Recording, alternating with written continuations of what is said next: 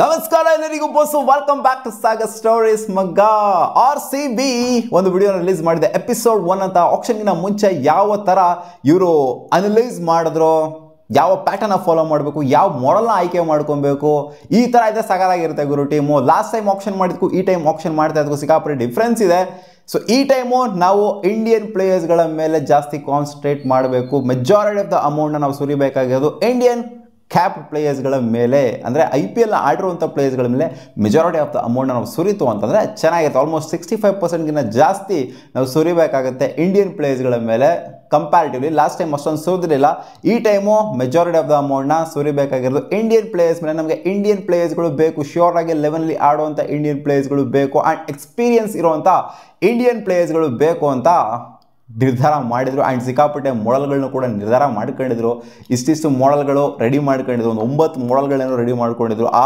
9 ಮಾಡೆಲಲ್ಲಿ ಒಂದು ಮಾಡೆಲ್ನ ಲಾಸ್ಟಿಗೆ ಆಯ್ಕೆ ಮಾಡ್ತಾರೆ ಆ ಮಾಡೆಲ್ ಯಾವುದು ಅಂತ ಆಮೇಲೆ ಹೇಳ್ತೀನಿ ಒಟ್ಟಲ್ಲಿ ಲೀಡ್ ಮಾಡಿದ್ದು ಸಿಕ್ಕಾಪಟ್ಟೆ ಲೀಡ್ ಮಾಡಿದ್ದು it's RCB director of cricket operation Bobat ಅವರು ಸಿಕ್ಕಾಪಟ್ಟೆ ಲೀಡ್ ಮಾಡಿದ್ರು ಸೊ ಇಷ್ಟು ದಿನ ಮಾಡಿದ್ದೆ ಒಂದು ಕತೆ ಇವಾಗ ಮಾಡ್ತಾ ಇರೋದನ್ನ ಒಂದು ಕತೆ ಒಬ್ಬ ಪ್ಲೇಯರ್ ಮೇಲೆ ಸಿಕ್ಕಾಪಟ್ಟೆ ಇನ್ವೆಸ್ಟ್ ಮಾಡುವಂಥದ್ದು ಅದು ಓವರ್ಸೀಸ್ ಪ್ಲೇಯರ್ ಆಗಿರಲಿ ಇಂಡಿಯನ್ ಪ್ಲೇಯರ್ ಆಗಿರಲಿ ಸಿಕ್ಕಾಪಟ್ಟೆ ಹೆವಿ ಆನ್ ಹೈ ಆನ್ ಹೋಗುವಂಥದ್ದೆಲ್ಲ ಮಾಡೋದು ಬೇಡ ನಾವು ಆಕ್ಷನಲ್ಲಿ ಬೇರೆಯವ್ರದ್ದು ಬೇಕಾದ್ರೆ ಕರೆಕ್ಷನ ನಾವು ಹುಷಾರಾಗಿ ಆಕ್ಷನ್ ಮಾಡೋಣ ಒಟ್ಟಲ್ಲಿ ನಮ್ಮ ಹತ್ರ ಪೋಸ್ ಇರಬೇಕು ಮೇಯ್ನಾಗೆ ನಮ್ಮ ಹತ್ರ ಅಮೌಂಟ್ ಇರಬೇಕು ಅವಾಗಲೇ ನಾವು ಎಲ್ಲರ ಕಿವಿಗಳಿಗೂ ಬೆರಳು ಬಿಡೋಕ್ಕಾಗೋದು ನಮ್ಮ ಹತ್ರ ದುಡ್ಡೇ ಇಲ್ಲ ಅಂತಂದರೆ ನಾವು ಎಲ್ಲರ ಕಿವಿಯನ್ನು ಕೂಡ ಬೆರಳು ಬಿಡೋದಕ್ಕಾಗೋದಿಲ್ಲ ನಾವು ಡಾಮಿನೇಟ್ ಮಾಡೋದಕ್ಕಾಗೋದಿಲ್ಲ ಆಕ್ಷನಲ್ಲಿ ಅಂತ ಒಂದು ಮಾತು ಬರುತ್ತೆ ಇವರು ಮಾತಾಡಬೇಕಾದ್ರೆ ಆ್ಯಂಡ್ RCB ಅಲ್ಟಿಮೇಟಾಗಿ ನೋಡ್ತು ಅಂದರೆ ಆಕ್ಷನ್ಲ ಮುಗಿದಾದ್ಮೇಲೆ ಡೊಮ್ಯಾಸ್ಟಿಕ್ ಪ್ಲೇಯರ್ ಮೇಲೆ ಸ್ಪೆಂಡ್ ಮಾಡಿರೋಂಥದ್ದು 64% ಪೋಸ್ಟ್ ವ್ಯಾಲ್ಯೂ ಲಾಸ್ಟ್ ಟೈಮು 45% ಪೋಸ್ಟ್ ವ್ಯಾಲ್ಯೂನ ಸ್ಪೆಂಡ್ ಮಾಡಿತ್ತು ಬ್ಯಾಟರ್ಸ್ ಮೇಲೆ ಸ್ಪೆಂಡ್ ಮಾಡಿರೋಂಥದ್ದು 57% ಪೋಸ್ಟ್ ವ್ಯಾಲ್ಯೂ 43% ಪೋಸ್ಟ್ ವ್ಯಾಲ್ಯೂನ ಬೌಲರ್ಸ್ ಮೇಲೆ ಸ್ಪೆಂಡ್ ಮಾಡಿದೆ ಆ್ಯಂಡ್ ಆಲ್ರೌಂಡರ್ಸ್ ಎಲ್ಲ ಇನ್ಕ್ಲೂಡ್ ಆಗಿರ್ತಾರೆ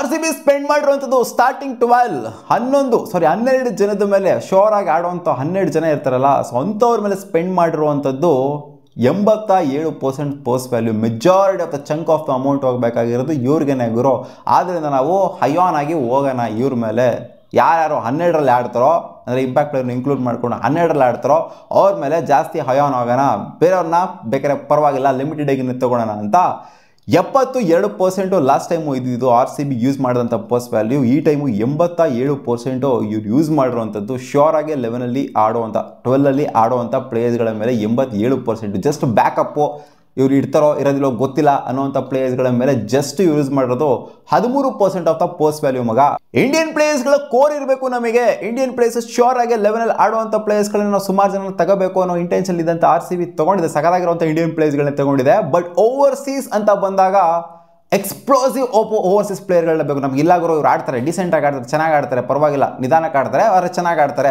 ಅನ್ನೋವಂಥ ಪ್ಲೇಯರ್ಸ್ಗಳು ನಮಗೆ ಬೇಡ ನಮಗೆ ಇಂಪ್ಯಾಕ್ಟ್ ಮಾಡುವಂಥವ್ರು ನಮಗೆ ಹಾಕೊಂಡು ರುಬ್ಬೋ ಅಂಥವ್ರು ಚಚ್ಚೋ ಅಂಥ ಓವರ್ಸೀಸ್ ಪ್ಲೇಯರ್ಗಳೇ ಬೇಕು ಅಂಥ ಪ್ಲೇಯರ್ಸ್ಗಳನ್ನೇ ತಗೋಬೇಕು ಓಪನಿಂಗ್ ಪೇರಲ್ಲಿ ನಾವು ಒಬ್ಬರು ಓವರ್ಸೀಸ್ನ ಎಕ್ಸ್ಪೆಕ್ಟ್ ಮಾಡಬೇಕು ಓವರ್ಸೀಸ್ ಡ್ಯಾಶರ್ ಬೇಕು ನಮಗೆ ಬ್ಯಾಂಗ್ ಮಾಡುವಂಥವ್ರು ಬೇಕು ಫಿಲ್ಸ್ ಆಲ್ಟ್ ಅನ್ನೋ ಅಂಥ ಹೆಸರು ಕೂಡ ಅವ್ರ ಆಕ್ಷನಲ್ಲಿ ಇದೇನು ಅಸೆಸ್ ಮಾಡ್ತಾ ಇದ್ರು ಆ ಟೈಮಲ್ಲಿ ಫಿಲ್ಸ್ ಆರ್ಟ್ ಅವ್ರ ಹೆಸರು ಕೂಡ ಬರುತ್ತೆ ಆ್ಯಂಡ್ ಫಿಲ್ಸ್ ಆರ್ಟ್ನ RCBನೂ ಕೂಡ ತಗೊಂಡಿದೆ ಓಪನರು ನಮಗೆ ಡ್ಯಾಶರ್ ಆಗಿರಬೇಕು ಆ್ಯಂಡ್ ಫಿಲ್ಸ್ ಆರ್ಟ್ ಅವ್ರ ಹೆಸರು ಕೂಡ ಬಂದಿತ್ತು ಆ್ಯಂಡ್ ಅವ್ರನ್ನ ತಗೊಂಡಿದ್ದಾರೆ ಲಿಯಾಮ್ ಲಿವಿಂಗ್ಸ್ಟೋನು ಆ್ಯಂಡ್ ರೊಮ್ಯಾರಿಯೋ ಶೆಫರ್ಡು ಜೊತೆಗೆ ಇವರೇನು ತೊಗೊಂಡಿದ್ದಾರೆ ಜಾಕೋಬ್ ಬೆಥಲ್ ಸೊ ಎಲ್ಲಾನು ಎಕ್ಸ್ಪ್ಲೋಸಿವ್ ರೊಮ್ಯಾರಿಯೋ ಶೆಫರ್ಡ್ನು ಕೂಡ ಇಲ್ಲಿ ಇನ್ಕ್ಲೂಡ್ ಮಾಡ್ಕೊಂಡಿದ್ದಾರೆ ಅವರು ಕೂಡ ಡೌನ್ ದ ಆರ್ಡರ್ಲಿ ನಂಬರ್ 7-8 ಅಂತ ಒಂದು ಟೈಮಲ್ಲಿ ಬಂದ್ಬಿಟ್ಟು ಎಕ್ಸ್ಪ್ಲೋಸಿವ್ ಬ್ಯಾಟಿಂಗ್ ಮಾಡುವಂಥ ಅಬಿಲಿಟಿ ಇರೋ ನೋಡಿ RCB ತೊಗೊಂಡಿರುವಂಥ ಎಲ್ಲರೂ ಕೂಡ ಶ್ಯೂರ್ ಆಗಿ ಆಡೋವಂಥವ್ರು ಎಲ್ಲರೂ ಕೂಡ ಅಂದರೆ ಬ್ಯಾಟರ್ಸ್ಗಳ ಕ್ಯಾಟಗರಿಲಿ ಜೊತೆಗೆ ಆಲ್ರೌಂಡರ್ಸ್ಗಳ ಕ್ಯಾಟಗರಿಲಿ ಏನು ತೊಗೊಂಡಿದೆ ಎಲ್ಲರೂ ಎಕ್ಸ್ಪ್ಲೋಸಿವ್ ಬ್ಯಾಟಿಂಗ್ ಆಡೋವಂಥವ್ರನ್ನೇ ಅಂದರೆ ಓವರ್ಸೀಸ್ ಪ್ಲೇಯರ್ಗಳು ಎಲ್ಲರೂ ಎಕ್ಸ್ಪ್ಲೋಸಿವ್ ಬ್ಯಾಟಿಂಗ್ ಆಡೋವಂಥವ್ರನ್ನೇ ತಗೊಂಡಿರೋದು ಅದನ್ನು ಬಿಡ್ತು ಅಂದರೆ ಇಲ್ಲಾಗರೋ ಸುಮ್ಮನೆ ಆಡ್ತಾರೆ ಕೇನಿ ವಿಲಿಯಮ್ಸನ್ ಅಂತ ಪ್ಲೇಯರ್ ಸುಮ್ಮನೆ ಇಲ್ಲ ನಿಧಾನಕ್ಕೆ ಆಡ್ತಾರೆ ಪರವಾಗಿಲ್ಲ ಆಡ್ತಾರೆ ಅನ್ನುವಂಥ ಪ್ಲೇಯರ್ಸ್ಗಳನ್ನ ತಗೊಂಡೇ ಇಲ್ಲ ಟೀಮ್ ಡೇವಿಡ್ ಅನ್ನೋ ಹೆಸರು ಬಿಟ್ಬಿಟ್ಟೆ ಅಡ್ಜಸ್ಟ್ ಮಾಡ್ಕೊಳ್ಳಿ ಟೀಮ್ ಡೇವಿಡ್ ಕೂಡ ಎಕ್ಸ್ಪ್ಲೋಸಿವ್ನೇ ಎಲ್ಲರೂ ಎಕ್ಸ್ಪ್ಲೋಸಿವ್ ಓವರ್ಸೀಸ್ ಬ್ಯಾಟರ್ಗಳು ಅಂಥವ್ರನ್ನ ಮಾತ್ರ ತಗೊಂತೀವಿ ಬೇರೆ ಆರ್ಡಿನರಿ ಹಂಗೆ ಇರೋರಲ್ಲ ಬೇಕಾಗಿಲ್ಲ ಆಗಿರೋ ಅಂತ ಹೇಳಿದ್ದಾರೆ ಆ್ಯಂಡ್ ಮೊಬೊಬ್ಯಾಟ್ ಮಾತಾಡಬೇಕಾದ್ರೆ ಮಾತಾಡಿದ್ರು ಆವ್ರೇಜ್ ಬಗ್ಗೆ ಒಬ್ಬ ಪ್ಲೇಯರ್ನ ಆವ್ರೇಜ್ ಯಾವ ಥರ ಡಿಸೈಡ್ ಮಾಡ್ತೀವಿ ಅಂತಂದರೆ ನಾವು ಯಾವ ಥರ ಅಸೆಸ್ ಮಾಡಬೇಕು ಅಂತಂದರೆ ಅದು ಡಿಸೈಡ್ ಆಗಿರುತ್ತೆ ಆವ್ರೇಜು ಒಂದೊಂದು ಟೈಮಲ್ಲಿ ಸಿಕ್ಕಾಪಟ್ಟೆ ಅಗ್ರೆಸಿವ್ ಆಗಿರ್ತಾರೆ ಸಿಕ್ಕಾಪಟ್ಟೆ ಒಂದು ಫ್ಲೋ ಸಿಕ್ತು ಅಂದರೆ ಸೆಂಚುರಿವರೆಗೂ ತೊಗೊಂಡೋಗಿರ್ತಾರೆ ಒಂದೊಂದು ಟೈಮಲ್ಲಿ ಸಿಕ್ಕಾಪಟ್ಟೆ ಲೋ ಸ್ಕೋರ್ನ ಮಾಡಿರ್ತಾರೆ ಸೊ ಎಲ್ಲ ಓವರ್ ಆಲ್ ನೋಡ್ತು ಅಂತಂದರೆ ಆವ್ರೇಜ್ ಬರುತ್ತೆ ಅದು ನಮಗೆ ಮಿಸ್ಲೀಡ್ ಮಾಡುತ್ತೆ ಅಂತ ಆವ್ರೇಜು ನಮಗೆ ಯಾವ ಥರ ಇವ್ರು ಇಂಪ್ಯಾಕ್ಟ್ ಬೀರ್ಬೋದು ಯಾವ ಟೈಮಲ್ಲಿ ಇವ್ರು ಇಂಪ್ಯಾಕ್ಟ್ನ ಚೆನ್ನಾಗಿ ಬೀರಿದ್ದಾರೆ ಚೇಸ್ ಮಾಡ್ಬೇಕಾರಣ ಅಥವಾ ಸ್ಟಾರ್ಟಿಂಗ್ ಫಸ್ಟ್ ಬ್ಯಾಟಿಂಗ್ ಆಡಬೇಕಾದ್ರಣ ಅಥವಾ ಡೆತ್ ಅಲ್ಲ ಅಥವಾ ಯಾವ ಥರ ಇವರು ಇಂಪ್ಯಾಕ್ಟ್ನ ಬೀರುತ್ತೆ ಅದನ್ನೆಲ್ಲ ಅಸೆಸ್ ಮಾಡ್ತು ಅಂತಂದರೆ ನಮಗೆ ಪರ್ಟಿಕ್ಯುಲರ್ ಆಗಿ ಪ್ಲೇಯರ್ ಬೇಕಾ ಬೇಡವಾ ಅನ್ನೋದನ್ನ ನಾವು ನಿರ್ಧಾರ ಮಾಡ್ಬೋದು. ಎಲ್ಲ ಟಾಪಲ್ಲಿ ಇವಾಗ ಹೈಯೆಸ್ಟ್ ರನ್ಸ್ ಹೊಡೆದಿರೋವಂಥವ್ರನ್ನೆಲ್ಲ ತಗೊಳ್ಳೋದಕ್ಕಾಗೋದಿಲ್ಲ ನಾವು. ನಮಗೆ ಮಿಕ್ಸ್ಡ್ ಬೇಕು, ಮಿಕ್ಸ್ ಆಗಿರುವಂಥ ಪ್ಲೇಯರ್ಗಳು ಬೇಕು. ಒಬ್ರು ಟಾಪ್ ಅಂತಂದ್ರೆ ಒಬ್ರು ಮಿಡಲ್ ಇರುವಂಥವ್ರು, ಒಬ್ರು ಕೆಳಗಿರುವಂಥವ್ರು ಬಟ್ ಸಖತ್ತಾಗಿ ಆಡಿರುವಂಥವ್ರು.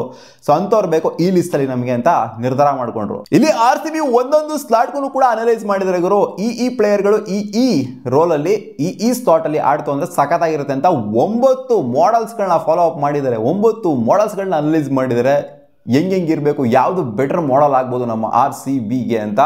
ಆ್ಯಂಡ್ 9 ಮಾಡೆಲಲ್ಲಿ ಇಂಡಿಯನ್ ಓಪನರ್ ಆಗಿರ್ಬೋದು, ಇಂಡಿಯನ್ ಓಪನರ್ಸ್ ಇಬ್ಬರು ಆಗಿರ್ಬೋದು, ಆ್ಯಂಡ್ ಓವರ್ಸೀಸ್ ಒಬ್ಬರು ಓಪನರು, ಜೊತೆಗೆ ಇಂಡಿಯನ್ ಒಬ್ಬರು ಓಪನರು. ಅದೇ ವಿರಾಟ್ ಕೊಹ್ಲಿ ಮಾತ್ರ ಒಂದು ಫಿಕ್ಸ್ಡ್ ಸ್ಲಾಟ್ ಇಟ್ಬಿಟ್ಟಿದ್ದಾರೆ. ರಜತ್ ಪತಿದಾರ್ ಕೂಡ ಒಂದು ಫಿಕ್ಸ್ಡ್ ಸ್ಲಾಟ್ ಅಂತ ಇಟ್ಬಿಟ್ಟಿದ್ದಾರೆ.